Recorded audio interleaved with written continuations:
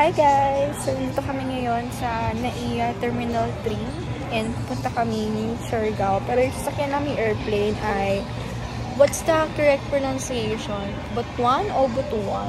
Sabi kayo nila kung Butuan. Sabi nila Butuan. Sabi din naman ng iba ay Butuan. So, it's either of the two. Doon kami pupunta. Butuan. So, yung flight namin ay malapit na. Nag-wait na lang kami. So, ito yung mga kasama ko. Ate Karen, ang pinaka-John, ang pinaka-OA, hindi. Charot, ako talaga yun.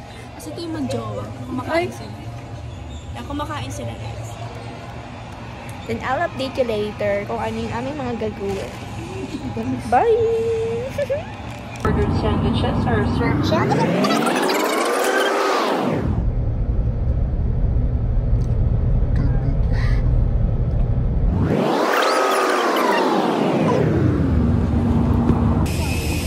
Andito na po kami sa Butuan. Tama ba? Hi guys! So, andito na kami sa Surigao City. And pupunta kami sa Petaliar Residence. So just you know, from Surigao City, mag-roro kami. And pupunta na kami ng Siargao.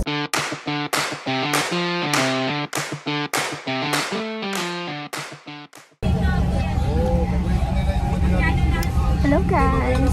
So, nandito na kami ngayon sa Roro. Nandito na kami ngayon sa Roro. And pupunta na kami na Siargao. So, ang mga kasama ko ba?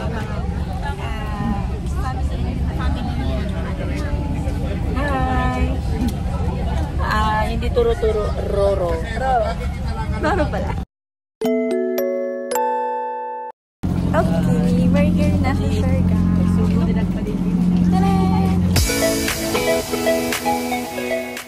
Hi guys! So ngayon ay pupunta kami ng Afam Bridge. So ayan, suot na namin yung mga pangmalakasan naming outfit.